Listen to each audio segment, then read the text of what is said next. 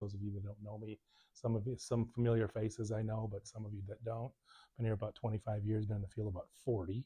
So I don't know how much longer I'm going to be working until I'm retired, but I've been doing this a little while. And I took the leadership directorship position 4 years ago, and some of my role in that role, or some of my job in that role, is to help with programming. One of the things we wanted to make certain that we had going here is that we have evidence-based practices. That was lacking in several areas. Those of you that have worked on the units already know some of the work that we put in redefining the CBT programming. Um, some of the CBT work we had prior to that, if you remember those old slides, was more of a different type of theory than it actually was CBT. And so I was tasked with speaking with some of the staff regarding, I wouldn't say complaints, but just concerns about the mindfulness groups, that there wasn't enough content. Some of it wasn't really relevant to some of what the patients really wanted. And I think some of the staff were having difficulty presenting, at least in some modules of the mindfulness uh, slides. So I took a look at those, and I agreed that there wasn't enough content there to really do a successful mindfulness group day after day. It'd probably likely get repetitive and boring for some of the patients. However, I will tell you, those of you who weren't the last time we met on the unit, when we did the surveys, the research that we got from the patients, I think we had like 70 surveys from some of the patients, and they were happy with the mindfulness group. Now, staff, comparing the numbers, comparatively speaking, staff scores were like in the 3 range, and the patients were like 4.2, 4.3. So it's a statistically significant difference of how patients viewed that group versus how we, and I'm with you too, how we viewed that group. So I'm just telling you straight up, with the slides you already did for mindfulness, patients were fine with it. And with adolescents, they tend to like complain and whine and say you think as adults are stupid, but they had great things to say about you all as staff, and they had great things to say about that with that mindfulness groups, which was a complete surprise to me. I was surprised by that data. And that's one of the reasons we look at data, because it helps define evidence for the interventions that we're going to use. And so what we did, we formed a group together, some of the staff, some of your staff, and Jen and Caitlin, and we started with a literature review. Any of you in graduate school right now or going to graduate school? Okay, so one of the things you do is you do a literature review before you write a paper, so you have evidence and data to support your hypothesis or what it is that you're going to do. So I started with about 300 articles, research articles. We whittled that down to about 50. And so then each of the staff that were a part of the group were tasked with reading 4 or 5 of those articles, and then submitted a summary of, did it fit for our patient population? Was that the evidence from that data, from those research articles, supportive of what we want to do? And again, all of those 50 articles were evidence-based research that shows that those interventions are appropriate in working with adolescents.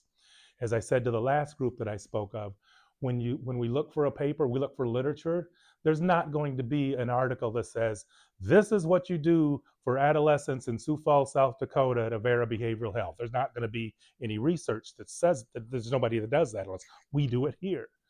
So what we're doing is we're trying to come up with 7 or 8 evidence-based treatments that will fit within the modules that we're going to apply here on the adolescent unit. So it's a new venture, and I'm looking forward to hearing what your thoughts are. And so what we did was started about with 12 evidence-based practices, and I think we whittled it down to 7 or 8. And so we have all of those slides here, and I don't know if I'll get through every one of the PowerPoints today.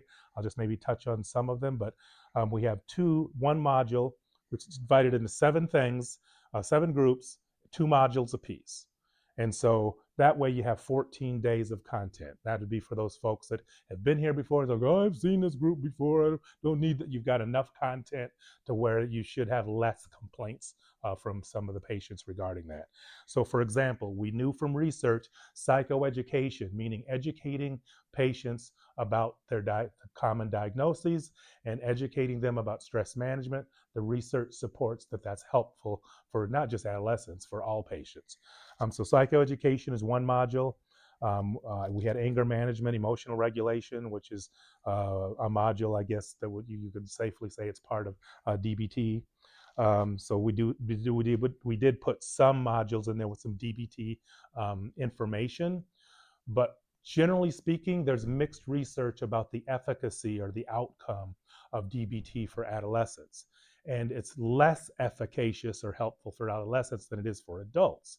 It's not because DBT, well, you can't say DBT or any theory is a one size fits all wet blanket helps everybody. There's no theory that does that. DBT, because it's a little more complex, it's more difficult to understand. It's even a little difficult sometimes for staff to understand it. You can imagine a 12 or 13-year-old, they may have some trouble with that.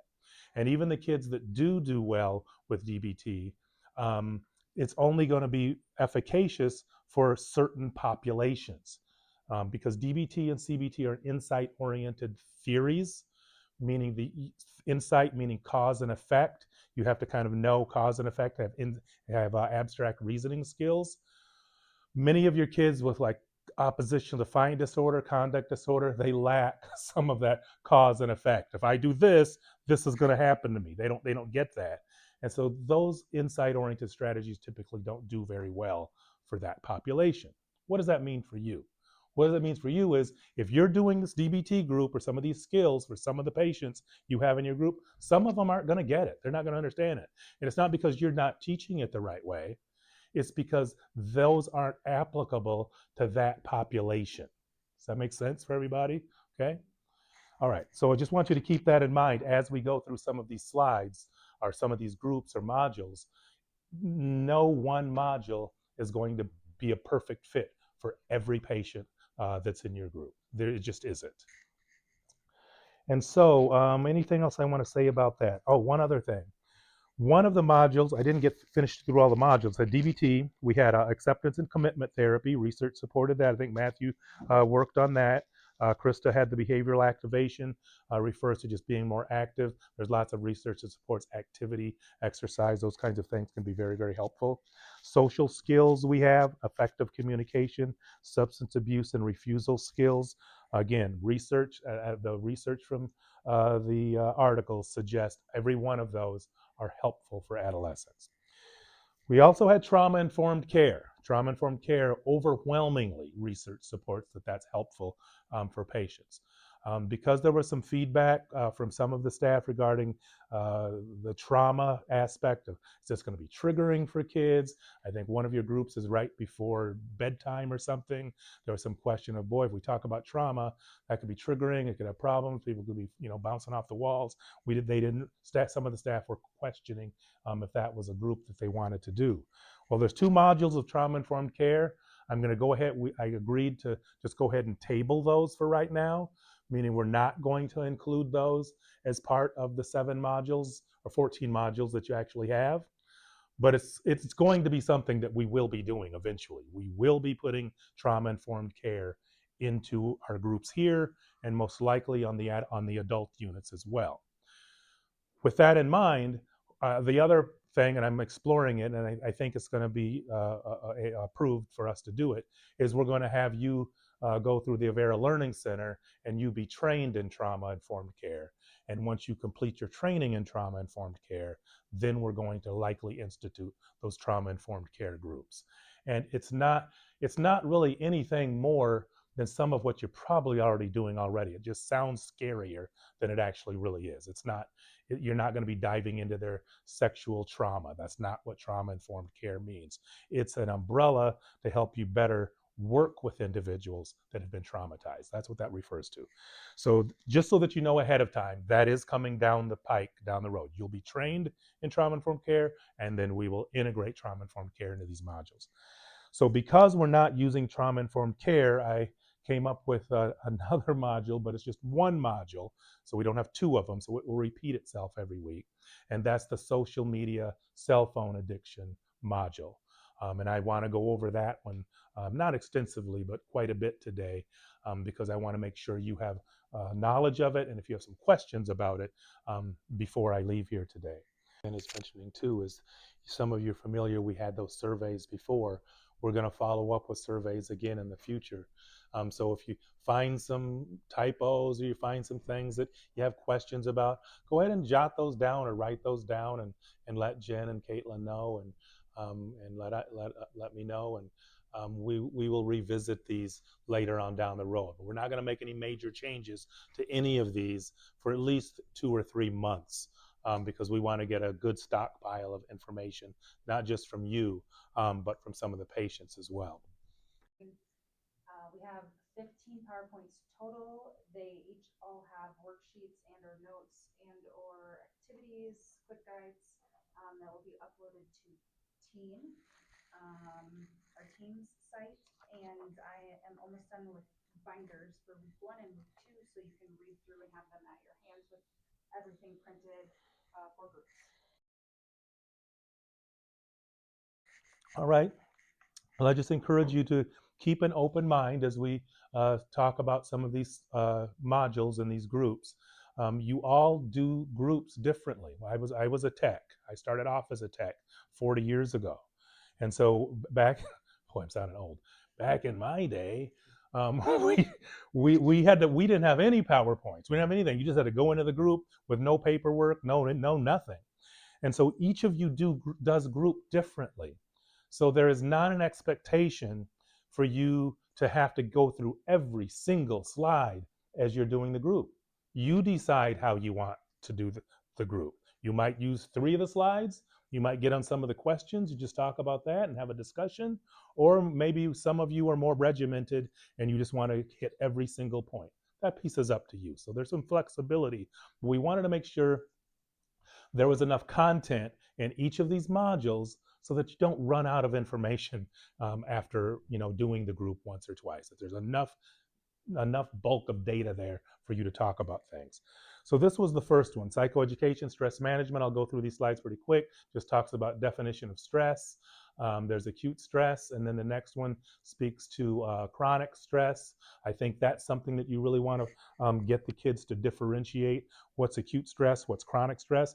You could probably talk about that for 10 or 15 minutes, just talking about, you could go on the whiteboard and write different examples of each of those types of stress. Those are some of the warning signs. And then school and work demands. What I did was on each of these, the more colorful slides here, there's questions in italics. So that's something you can pose to your patients in the group. I realize some groups, they're just going to sit there like a bump on a log and they're not going to answer any questions. Like, guys, any questions? They just sit there. That's going to happen sometimes. That's okay. That's a case where you might have to just keep following through. So what are some examples of work and school demands? These are some of the examples of such. Again, the italicized questions just speak to topics you can pose to your patients in the groups. Talk about relationships, family stress, school, and or the negative effects of stress. What are some examples of these issues and problems? Again, it'll kind of be defined by what type of group you have. If you have a group where they're really talkative and want to come up with examples, you might just stay stuck on this slide and never get to the rest of the slides, and that's okay. That's okay. Family rules. This, I want to talk about the family rules one. Is this doesn't mean patients, we're telling the patients, hey, your family has horrible rules. That's not what we're saying. What this is referring to is, actually, there's a term, Murray Bowen, I think, coined it. He called it family directives. And what family directives refers to is the sometimes spoken, but usually they're unspoken rules that families have. And so I was an Army brat. So one of the unspoken rules is you don't speak unless you're spoken to. You don't enter into a room and enter into adults' conversations. That wasn't a rule that was on the wall. We just knew that. We knew that rule. Sometimes there's faulty family directives and rules, such as asking for help. It's not okay, or everything that stays in this, everything that happens in this house stays in this house. Sometimes that's a faulty family directive. Does that make sense to everybody? So this would be a slide where if you have some talkative kids, they might want to talk about what some of those directives might be. Vacation to holidays, when I posed on this is sometimes people think of stress simply being, financial stress, my girlfriend broke up with me, that kind of stuff. But it can also be good stress. I'm getting ready to graduate. I'm going to a wedding, um, a vacation. Sometimes those stressors are more stressful than negative or bad stress. So that's something to pose to your patients as well. Okay, they sometimes think something's wrong with them because they're more stressed out about something that's good going on in their life. Poor sleep, I'll move on. We're going to talk about that when we get to another PowerPoint. Appetite, that's a symptom of depression, so that's something to talk about. You could develop a list of 10 ways in which they might deal with stress. Stress health problems, I'll just keep moving.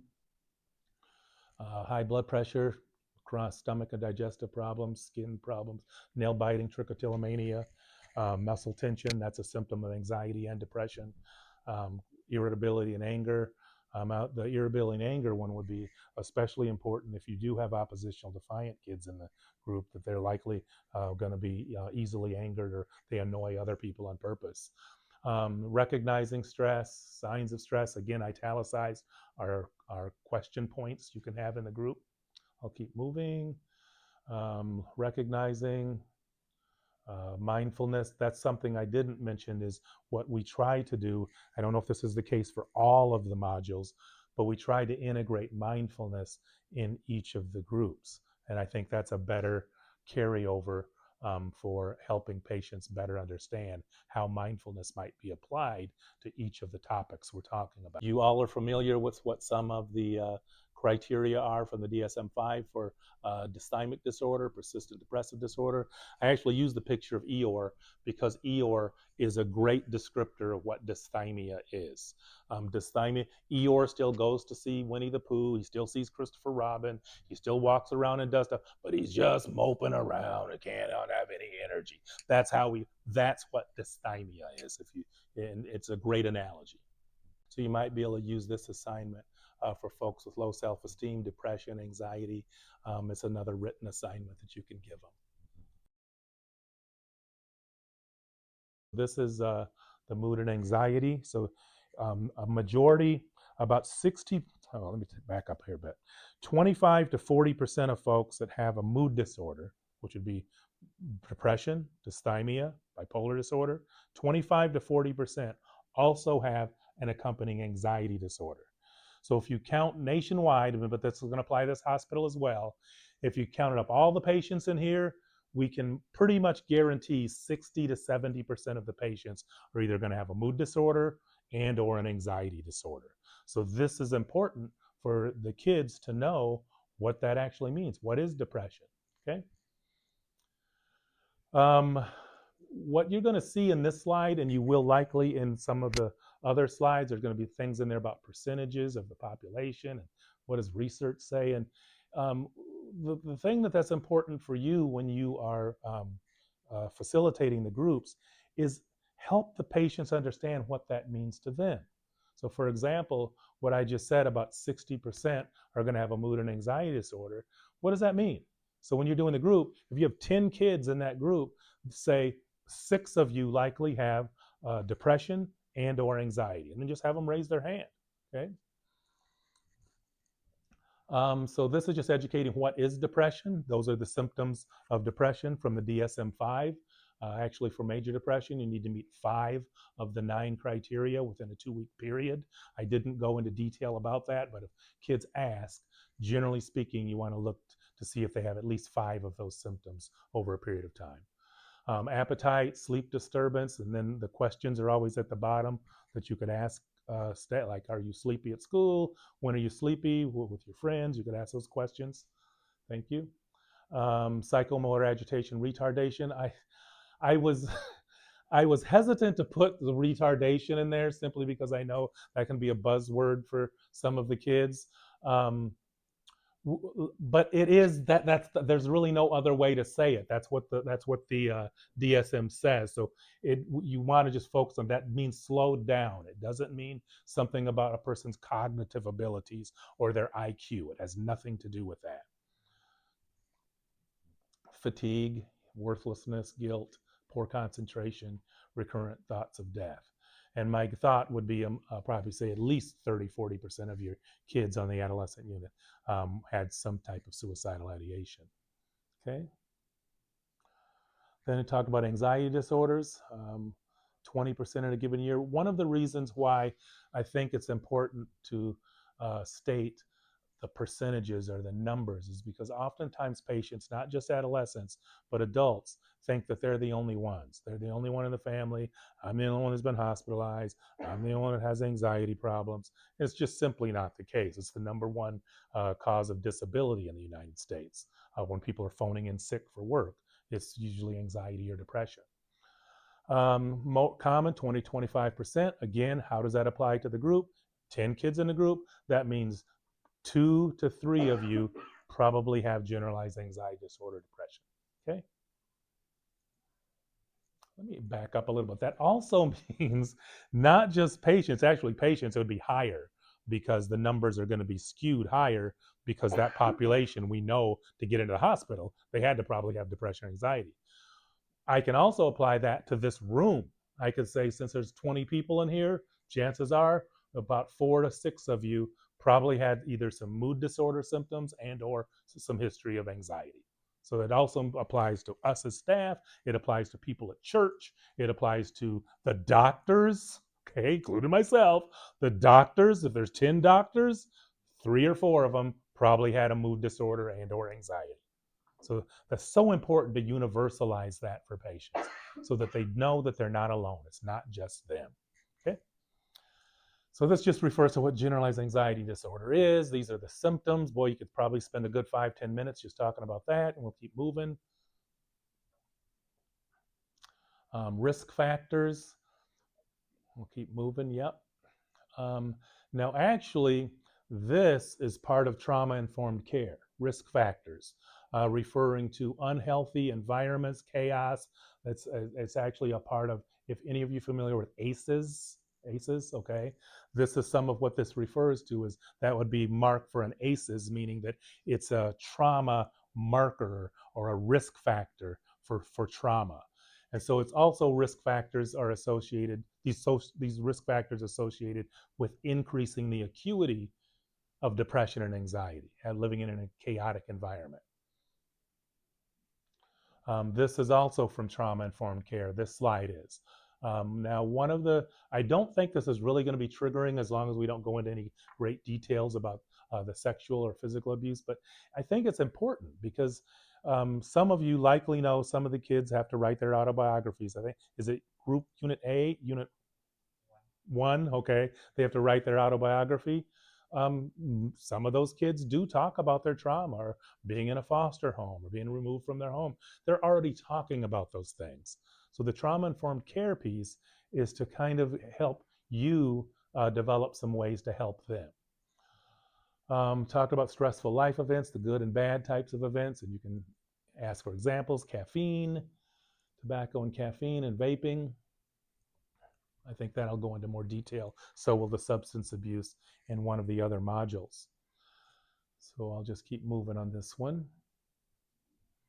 This was a risk factor for ACEs as well in the slides modules for trauma-informed care, that bullying, either being bullied or being a bully. Most people would think the bullies don't have risk or risky outcomes, but the research supports that kids that bully are at higher risk of dropping out of high school, higher risk of teenage pregnancy, higher risk of suicide than the normative population, higher risk of obviously being incarcerated. So being a bully has just as many risk factors as some of the folks that are bullied. And I think that would be a great topic to talk with kids about. Um, Cyberbullying, done tons of research on this. And that's a major problem in the United States. Major problem. In fact, I don't know if all of you are aware when we get to the social media one, but the Surgeon General said so cell phone addiction and social media problems are an epidemic. Health problems, risk factor. These are all risk factors, and these are the final. That's the final point for Group One. And so, as I said earlier, half the population, whenever you see that, apply it to the population. So, what does that mean, half the population? That means half of the nurses on the unit will have a mental disorder in their lifetime. Half of the psychologists that work in our clinic, there's 14 psychologists right now, 7 of us will have a mental disorder in our lifetime. So normalize that, universalize that. That's helpful for the patients because they come in thinking, well, they're the only one, I'm effed up. I've got, 2 to 3 diagnoses and I'm on meds. I'm the only one like, no, you're not, pal. Half of the techs on the unit right now are going to have a mental disorder in their lifetime. That's the way you want to apply that to them so that you universalize that experience and they understand what that really means. Because oftentimes people see something like that and they think, well, that's only in Nevada or that's only in New York. No, that's right here at behavioral health. That's what that refers to. So, social media and smartphones, again, the statistics I know to some of you may seem like boring or the kids are going to be bored with that. They don't need to know that. That's important to universalize that for patients. They need to know how common or how it applies in their life. And so when I said 50 minutes, well, I said research supports this 50 minutes a day on Facebook. That's average. So that's something you want to educate patients. When they see that, they're like, oh, 50 minutes, who cares? No, what that means is since that's average, that means there's some people that are on Facebook three or more hours a day. And then maybe there's some people that are only on there 2 minutes a day, right? So that's the issue. It's not the 50 minutes, it's because that's an average. So that means there's some people that are spending way more time on Facebook. There's some, you say, why don't you have anything about Snapchat or Instagram? Because it's a newer phenomenon. The smartphones just came on the market in 2007. So we only have about 20 years of data, less than 20 years of data about smartphone use. Before that, you had to get on the computer and get on the internet. So some of the information about Snapchat, we don't have enough data really to provide statistics on that, but we do have lots of data on Facebook.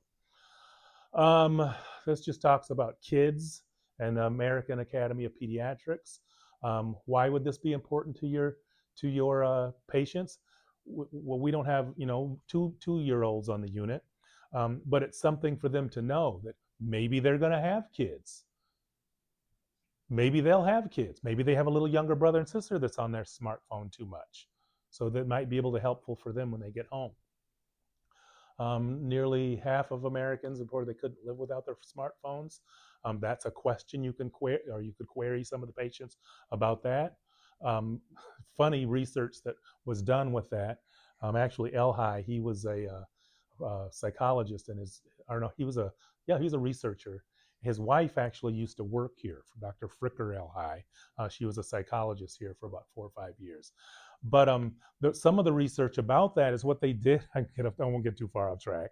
What they did was they gave like 100 people, and they said, if you can get rid of your cell phone, we'll pay you $20 an hour, like 25 bucks an hour for every hour that you don't have your smartphone. After 5 hours, only about 5 people out of that 100 didn't come back and get their phone. There's only like 5 people. What does that mean to you? It means that about 95% of people can't be without their smartphone for about 3 or 4 hours without them having physiological withdrawal symptoms. Okay. This statistic I put in here, well, that has changed so much. Just in 6 years, that used to be like 80%. Now it's 97%. So that's how insidious it is. I put this number in here because we know that the American looks at their phone 4 hours and 7 minutes a day. Again, that's average. So that means some people are on their phone, look at their phone 8 hours a day. So I just said, well, what if you got paid 18 bucks an hour and did a job instead of being on your phone? You make 73 bucks that day, and times 30 days, you'd have $2,000, or at least 1,500, even if you work 20 days a month, if you didn't use that 4 hours to be on your phone. That's all that's talking about. Average smartphone user checks their phone 63 times a day. What does that mean? As providers to the groups, what it means is asking, querying them, how do they think that they check their phone 63 times a day?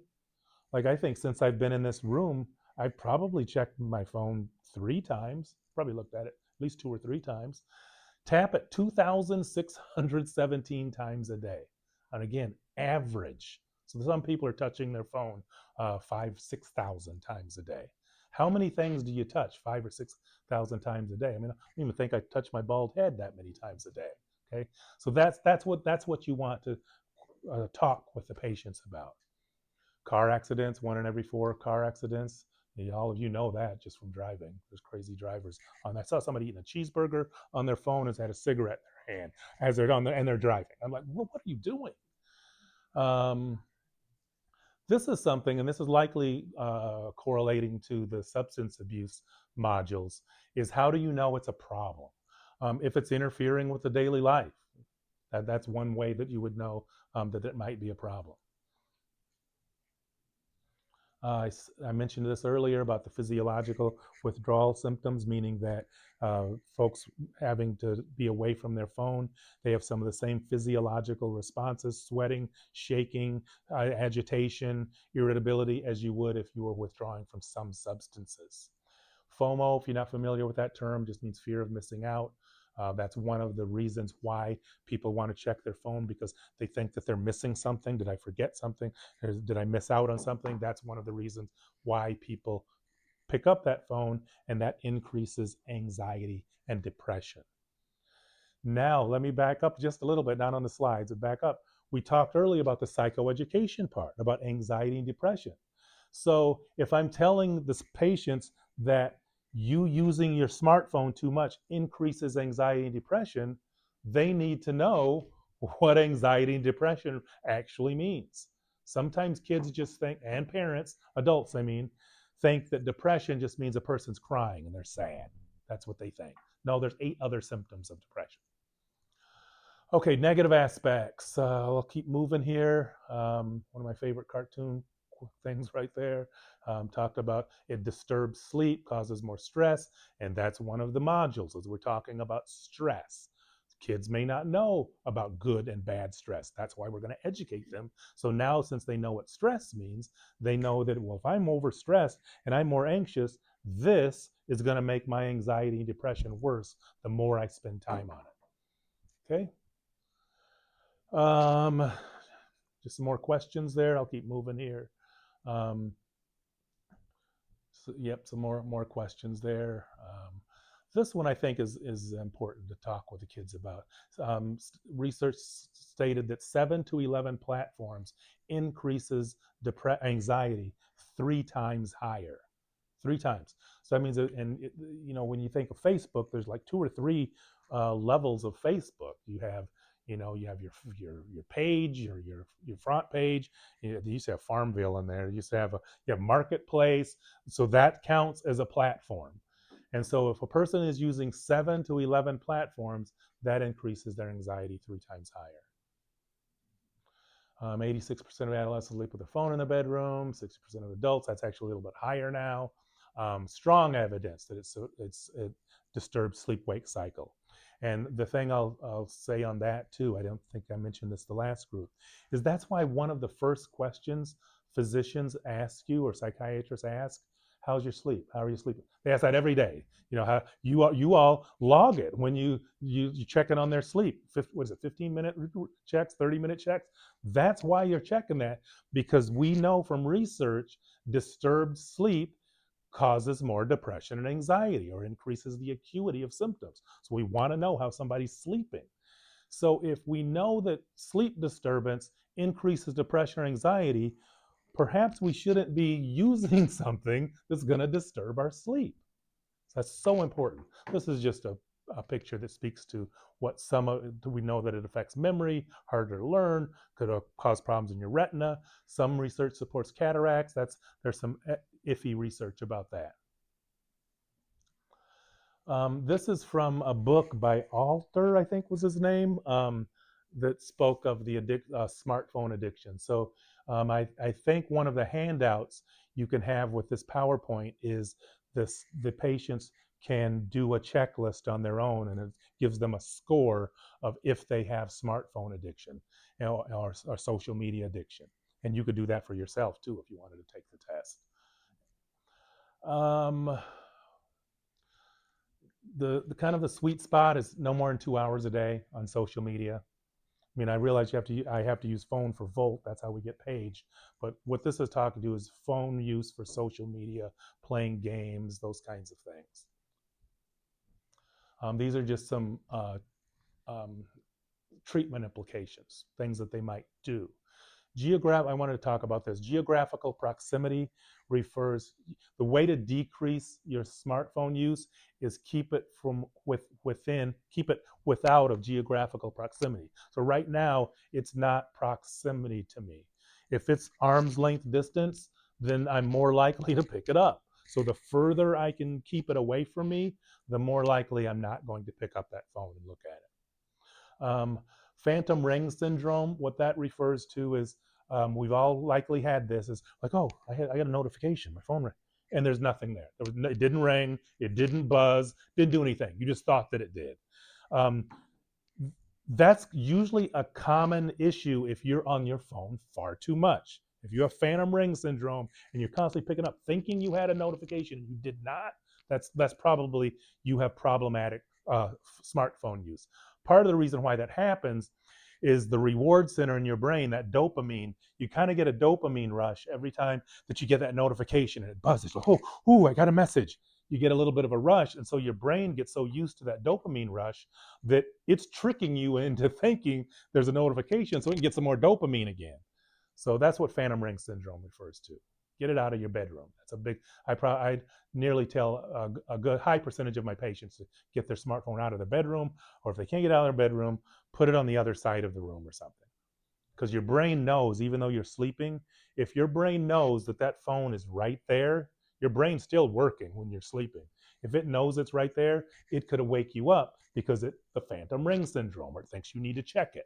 That's why that's important. Let's see, what else? Notifications.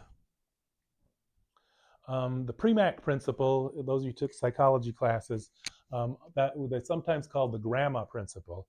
All it means is grandma principle will be like, you can have some cake or dessert, but you got to do your homework first. Do your homework, then you get some cake. Do the lawn, do the chores, then you get to go play outside.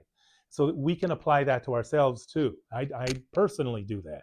Is I play a stupid game, Clash of Clans. Like I am not. I got to do all my dictation and get all my work done on my desk. Then I get to play Clash of Clans for 15 minutes. Right? We can do that same things to ourselves. Mindfulness, again, integrated in here. I'll keep moving. Um, this picture is a really good way of displaying what mindfulness means. This is mindfulness. This is not. But I'll keep moving here. Yep. So in ways we can be mindful, social media, to give you some more examples. And then how does that apply to smartphone use and our use of social media? And then questions. Okay. Yep.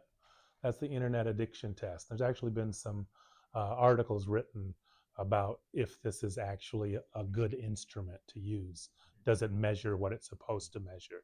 And it's pretty good. It can measure that. Okay. Distress tolerance skills. I think that's going to integrate well to, I think, one of the other modules we have about coping skills. So it'd be very, very similar. Um,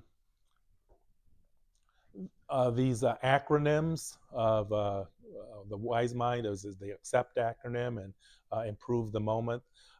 Some patients will have problems with that. Not because they're being resistant or be they oppositional. Some of it could be they have cognitive decline or they're lower IQ, lower functioning. So they or if they're depressed. One of the 9 symptoms of depression is poor concentration and indecisiveness. And so if a person if they're having trouble concentrating, then that's going to affect your memory. If I can't concentrate well, I'm not going to be able to integrate that information and put it in my short-term and long-term memory. And so what we're asking them to do is to concentrate enough to remember what that acronym means and then to come up with each one of those. Folks that are really truly depressed may have problems with that. So I'm just letting you know this would probably be, it's great information, but it's something some of the patients are going to struggle with. And for adolescents, you know this, they're not likely, especially male adolescents, they're not going to say, this doesn't, I'm really dumb and I don't understand this. They're not going to say that. They're going to act out and not do it and throw. That's the stuff. That's how they're going to tell you that they don't really understand. It's not connecting. So just keep that in mind. If you get them, being resistant, it's probably because they can't integrate it. They don't understand it very well. These are some additional distress. We got distress spelled wrong there. Distress tolerance skills and validation, dialectics, validation, and emotional regulation. This is good stuff. Whoever put this together. Okay, interpersonal effectiveness. There's plenty. Dear man, here that would be another one where that's an acronym. It might be. I mean, not an acronym, a mnemonic. Um, Mnemonics are sometimes going to be difficult for kids and adolescents to connect with, not connect with, to understand it and concentrate and remember it well enough. I think if you have some worksheets that spells this out, that would be really, really helpful. So that might be something to consider too. As you look over these slides, um, think of what worksheets you might integrate or take from these slides so that you can give them as handouts to help supplement their understanding of these concepts. Does that make sense to everybody? Okay. Okay, and the wrap up. Good. This is a good one. So you already know that we have DBT modules on the adult units. There's mixed research to support the efficacy for adolescents. Not because it can't be helpful for all adolescents, it's because it's a little more difficult for adolescents to understand. We sometimes have difficulties with some of the adults on the unit fully understanding some of the concepts associated with DBT. So even though you may completely and fully understand it and be able to apply it, it's sometimes more difficult for patients, and especially adolescent patients. So those of you that plan or will be facilitating the DBT groups, keep that in mind. That some of the patients, if they're having trouble with CBT concepts, they're definitely going to have problems with some of the DBT concepts. So you have to be a little bit more patient, a little bit more cognizant and aware of that. I like this slide, speaks to problems to decrease and increase. Then they integrated the mindfulness in here and the difference between the integration between reasonable mind and emotional mind and using the wise mind.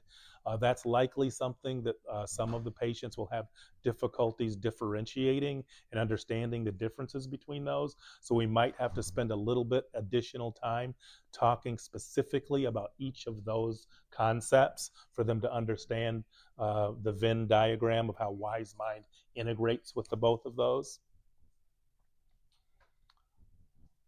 I think you could probably spend a good 10, 15 minutes just talking about these 6 topics under the what and how of mindfulness skills.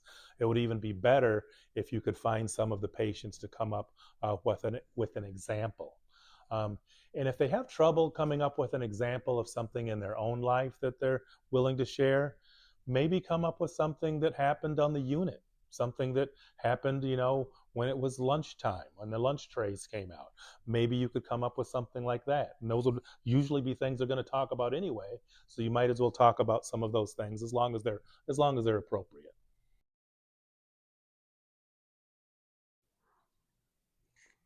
And I'd probably say we'll keep moving on. We'll say this is kind of DBT light or elementary DBT.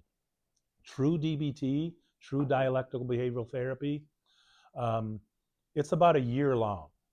Research to the actual DBT, it's about a year long, and it includes individual therapy, it includes group therapy, and if you really do it the right way, it also would include the patient having able to have contact with you by the phone.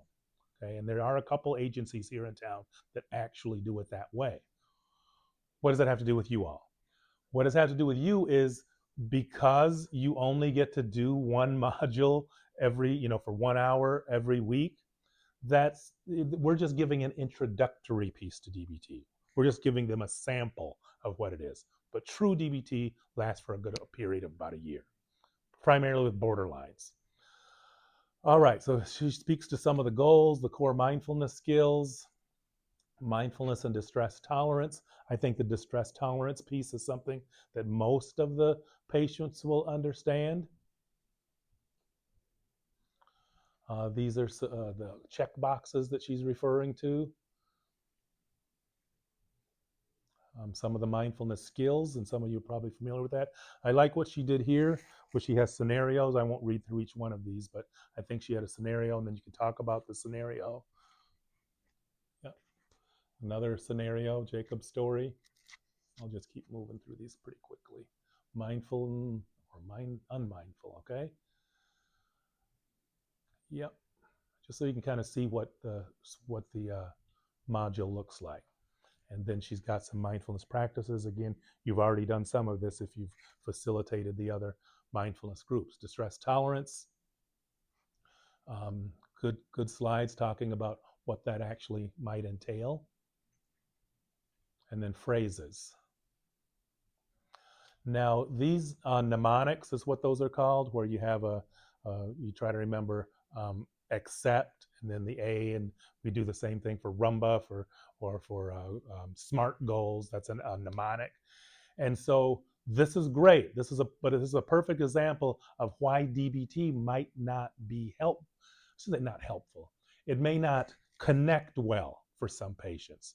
Why? Because some depressed folks have poor concentration and indecisiveness.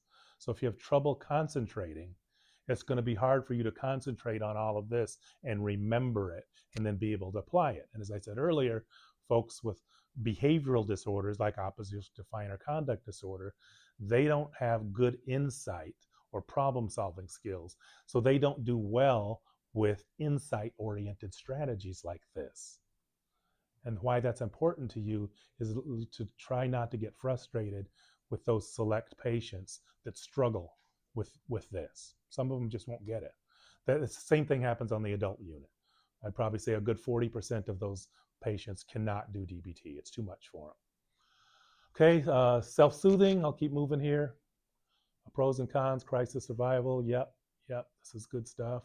The kids may want to write some of those down. I think there might be a worksheet with that one, Caitlin, but if not, some of those mnemonics, that might be a good tool to use for an assignment or a worksheet for the kids in the groups.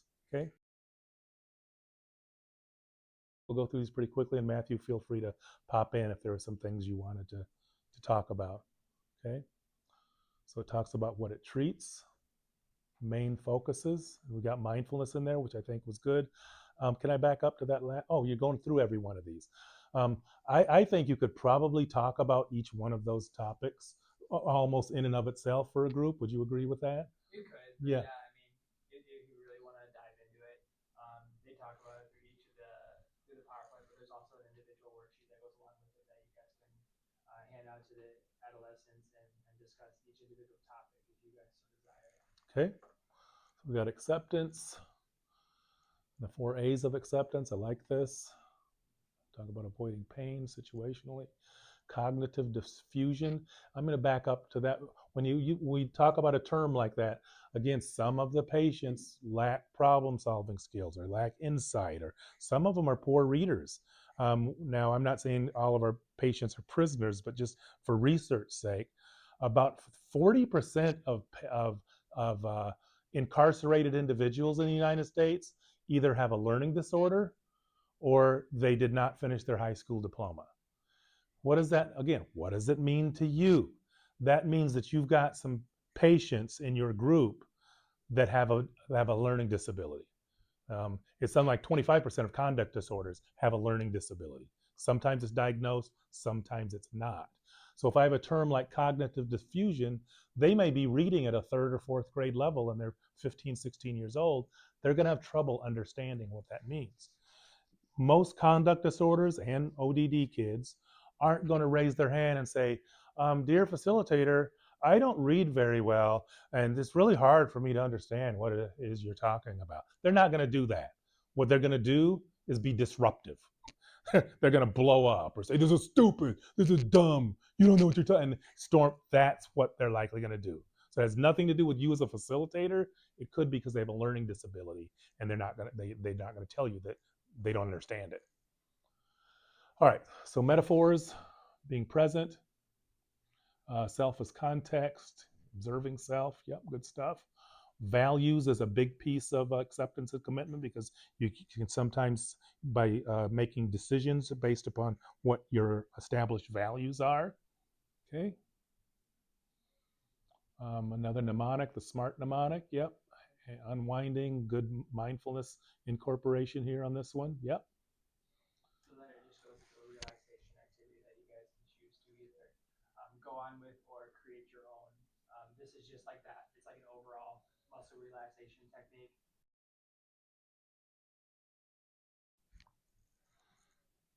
Alrighty. So the goals is to, I think Krista had put worksheets, I think, or teaching or a guide or something with hers, I think. So that's, and notes, okay?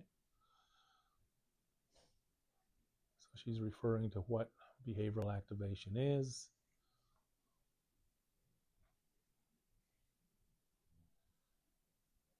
Yeah, we'll just keep moving through. I'm glad we got that integrated, the CBT model there, yep.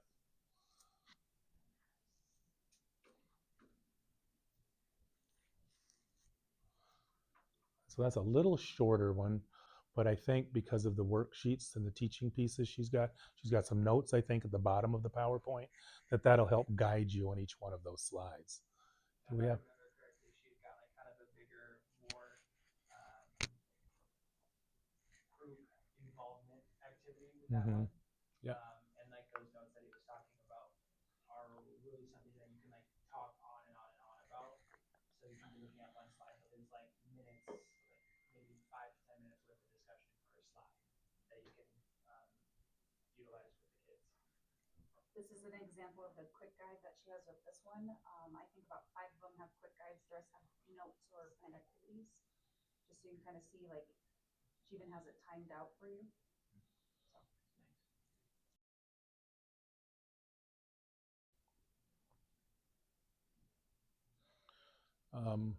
Just for information's sake, is that all of you familiar with Boys Town in Nebraska? It's one of the most successful group homes in the nation, is Boys Town in Omaha. And they're a big piece of their model is based upon social skills, teaching kids social, how to greet somebody, how to say thank you, how to make a request, things of that nature.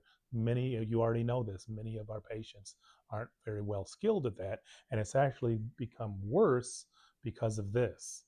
Instead of talking to somebody face to face and confronting them, they're cyberbullying and texting their friends about that. That's what they're doing. So social skills, important.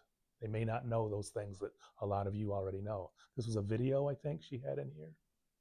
Yeah, this one's pretty long. I think we can play a short clip coming up, but okay. Chances are to have some really good discussion after watching that. Old Wayne's World. is it going? It's showing on mine. I don't know why. Huh, okay.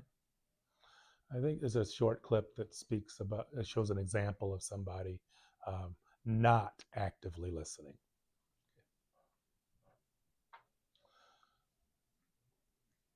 That also, boy, it's so great to see these because this really, each group kind of connects or correlates a little bit to another group. There's a term called fubbing for smartphones. It means it's a mashup of snubbing and phone. It's called fubbing. Fubbing means, you're talking to me about something like, yeah, oh, ooh, okay, yeah, what'd you say? So they're snubbing you because they're paying attention to their phone. Active listening, yep. Questions, good questions. She's got this laid out pretty well. Okay. Conflict resolution. Another clip. That was from anger management, I think. Yep. Is that from Office, I think? Okay. Uh, those are some examples. Practice time, things you could do for the group, and a final review. So I think there's one module of effective communication. So it kind of springboards a little bit off of Justin's social skills one. So she's got a video there to watch. Talks about verbal and nonverbal. Yep. Body language, tone. Boy, there's the text message stuff again. Visuals. Speaks active listening. Yeah, I think. Can I go back to that one, please? Um, See, for me, if I'm doing the group, this is what I'd like these questions like this, and I do the entire group just answering some of these questions, get some discussion going. That's what I would do. Some of you might hate that, and you want to just be regimented and go from that's okay. Do it the way that works best for you, and also do best what's rated based upon the population you have in the group at that time. Okay. Passive aggressiveness, passive, yep, those great examples of what the differences are. Different scenario.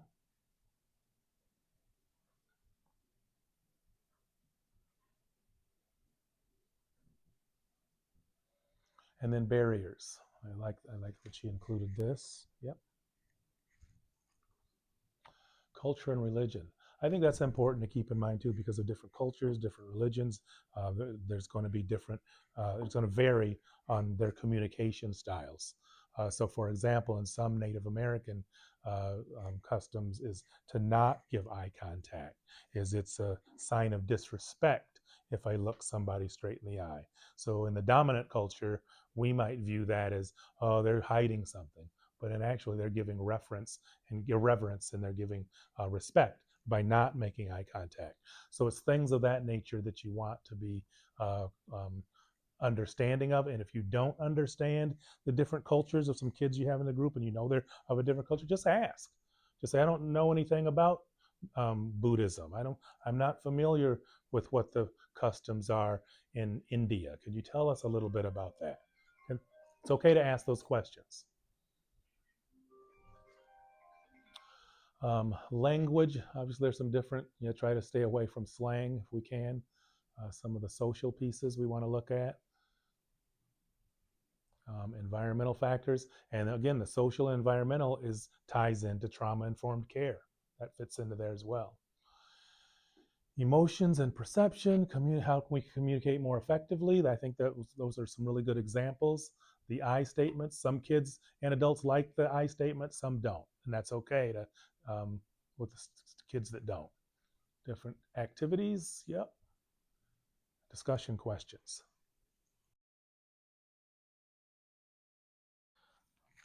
This may be another example of how it may not apply to some of the kids in the group. Some of the kids may not have a substance abuse problem, or their parents don't have a substance abuse problem, but they may know somebody that does, or they may have a friend that has a parent that has a substance abuse problem. So some of it can still be relevant to them. Now, even if that's not the case, what I said may not be true, and you have 3 or 4 kids in there that, like, this doesn't apply to me, I don't have a substance abuse problem, never did in my whole life, then I'd encourage you to encourage them to be of help to the people that do have substance abuse issues. What have you been able to do to refrain from using substances, helping the folks that are in the group that have issues with that? So, seeking a definition, my hope would be this doesn't turn into, oh, there's a bong, and they start. I think that's a bong, isn't it? It's not a microscope. Pretty sure I remember what a bong looks like. But it's those kind of those pictures. Hopefully, it doesn't turn into a free for all for the kids. Hopefully not. Could be diagnostic if it does for the select individuals that do that. So it's more educational. Um, does this one, Caitlin, have a teaching sheet or a It has notes and a quick guide. good? That will be, I think, really important. Can we go back a slide, please? One more, please. Yes, that hopefully there's if we don't, we might want to develop something so that all of you have some, at least a little bit of information about what each of those might be. Okay. All right. Let's, okay. Yep. There is a market. I don't know if you are already familiar with that. That may be in one of the teaching sheets, but there's definitely a market for some prescription drugs that kids or parents will take. In fact, there's some research that says, give an example, ADHD meds. They're saying about 25 to 30% of kids that are prescribed um, stimulants for ADHD, they're not taking them. They're either selling them or their parents are using them and selling them. Okay, about 1 in 4. All right. I think we're close to the end on that one. So that's a teaching sheet. Oh, that's a quick start guide she's referring to. Wow, that's now already you've seen the differences in how each of us kind of put the PowerPoints together.